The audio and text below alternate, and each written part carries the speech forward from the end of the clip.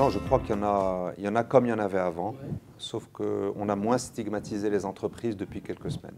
On trouvait des gens, on trouvait des cas dans les entreprises parce que c'est dans les entreprises qu'on testait. On ne pouvait pas les trouver en dehors de l'entreprise parce qu'on ne testait pas ou peu en dehors des entreprises. Et il y a beaucoup d'entreprises, et je pense notamment à la période en août, à la rentrée.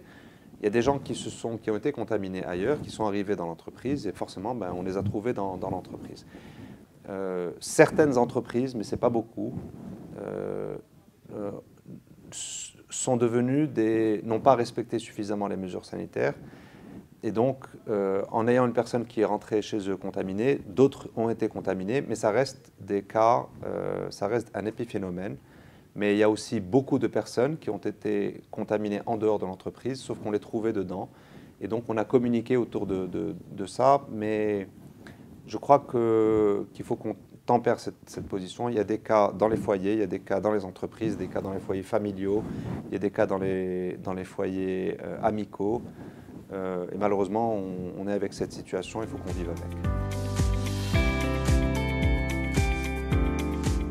Nous ne connaissons pas, nous CGEM, la raison pour laquelle le ministère de la Santé n'a pas plus fait appel aux établissements privés pour lutter contre la Covid. Ce que nous comprenons, c'est que sur la première phase, les établissements n'étaient pas saturés. Et donc, aucune raison de faire appel au privé, sachant que, bien entendu, il y a des mesures sanitaires ou il y a des conditions sanitaires pour pouvoir opérer ou traiter des patients dans le Covid.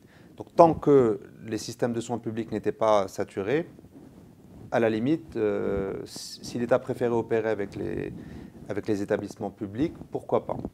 Par contre, quand on rentre dans une phase où les établissements sont saturés, entre ne pas traiter les gens ou les traiter aussi dans le privé, là, nous nous posons des questions et nous avons posé assez ouvertement la question de savoir pourquoi est-ce que le privé n'était pas plus impliqué dans les tests et dans le traitement des patients, sachant que les systèmes étaient saturés.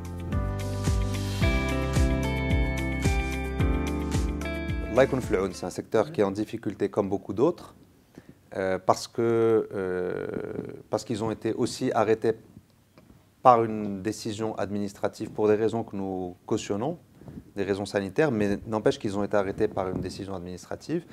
Et donc, en n'ayant plus leurs élèves qui venaient, ils ont dû s'adapter aussi bien qu'ils l'ont pu pour continuer à dispenser les cours dans un contexte qui est complètement chamboulé.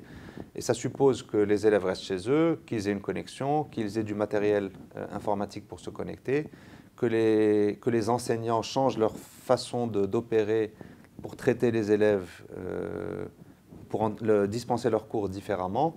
Donc ce n'est pas simple, et je me mets à la place des entreprises, en tout cas des écoles privées, ou des écoles de façon générale d'ailleurs. Changer dans une phase aussi rapidement et avec toutes les conséquences que ça peut avoir n'est pas un sujet simple. Après, je comprends aussi la colère des parents qui ont dû, qui, comme l'école se prépaye, ont payé et se retrouvent avec une prestation qui n'a pas été complètement délivrée. Après, il faut aussi comprendre les écoles. Ils ont aussi des enseignants qui étaient là, qu'il fallait bien payer. Donc, où est la solution entre les deux? Moi, je tempère la position en disant que je comprends les parents, mais je comprends aussi les chefs d'établissement scolaire qui n'ont rien demandé aussi, qui se sont retrouvés dans une situation difficile.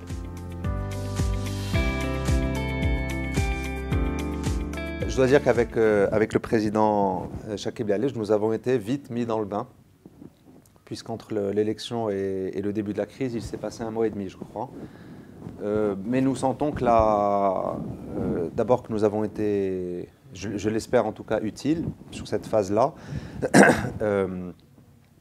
Et nous avons senti que la CGEM avait un rôle à jouer. On a été pris vite dans ce rôle de défense des intérêts de l'économie marocaine de façon générale, de porter la voix de l'entreprise, de porter la voix des secteurs, des régions, des commissions et du groupe parlementaire de la CGEM.